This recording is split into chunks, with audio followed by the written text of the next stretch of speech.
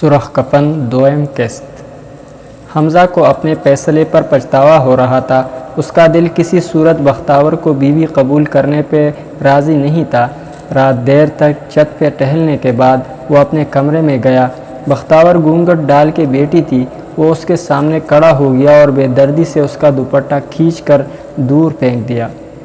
بختاور نے سہم کر اسے دیکھا اور کہا، میں جانتی ہوں آپ مجھے پسند نہیں کرتے۔ میں وعدہ کرتی ہوں کبھی کوئی فرمائش نہیں کروں گی۔ آپ کی اور پپو کی خدمت کروں گی ہمیشہ۔ مجھے یقین ہے ایک دن میں آپ کا دل جیت لوں گی۔ وہ کسی بپھرے ہوئے شیر کی طرح اس پر جھپٹا اور اسے بالوں سے پکڑ کر گھسیٹتے ہوئے آئینے کے سامنے لے گیا اور پاگلوں کی طرح زور زور سے ہنسا۔ تم میرا دل جیتو گی؟ خود کو غور سے دیکھو، اس قابل ہو تم؟ شروع سے ہی شدید نفرت ہے مجھے تم سے۔ بختاور نے روتے ہوئے مگر مضبوط لہجے میں کہا، میری شکل خدا نے بنائی ہے، میں نے خود نہیں۔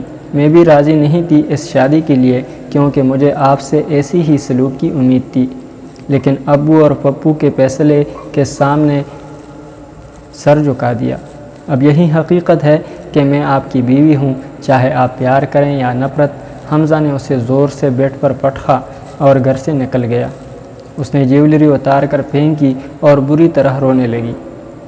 حمزہ دونوں ہاتھوں سے سر تام کر سڑک کے کنارے بیٹھا تھا۔ اس کے دماغ میں طوفان اٹھ رہے تھے۔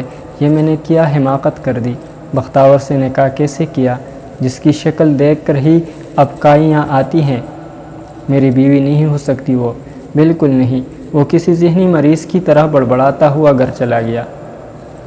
بختاور رو رو کر گہری نیند سو چکی تھی۔ اچانک اسے اپنے چہرے پر کسی کی سانسوں کی گرماہٹ محسوس ہوئی۔ اس نے آنکھیں کھولی تو حمزہ اس کے اوپر جھکا ہوا تھا۔ بختاور کو لگا کہ شاید وہ اسے بیوی کا درجہ دے چکا ہے۔ اس کے ہونٹوں پر شرمیلی سی مسکان پھیل گئی۔ حمزہ نے آہستہ سے ایک ہاتھ اس کی گردن پہ رکھا۔ ایک میٹھا سا احساس بختاور کی روح میں اترا۔ اس نے لمبی سی سانس لی۔ حمزہ نے اس کی آنکھوں میں دیکھتے ہوئے دوسرا ہاتھ بھی اس کے گردن کے گرد لپیٹ دیا۔ اس کے ہاتھوں کی گرفت مضبوط ہوتی گئی اور بختاور کی آنکھیں حیرت اور تکلیف سے پھیلنے لگی۔ اس نے خود کو چھڑوانے کی کوشش کی مگر اگلی صبح عابدہ انہیں جگانے کے لیے آئی۔ دروازہ تھوڑا سا کھلا تھا۔ ہلکی سی دستک دے کر وہ اندر چلی گئی۔ سامنے بختاور بے جان پڑی تھی۔ عابدہ کا دل زور زور سے دھڑکنے لگا۔ اس نے بختاور کو ہلا ہلا کے اٹھانے کی کوشش کی مگر وہ نہ اٹھی۔ اس نے حمزہ کو آوازیں دی مگر وہ گھر سے غائب تھا۔ وہ اپنا سر پیٹ پیٹ کر رونے لگی۔ محلے والے جمع ہونے لگے اور گھر میں کوہرام مچ گیا۔ کسی نے بختاور کے گھر اطلاع دی تو اس کا باپ بھی صدمے سے چل بسا۔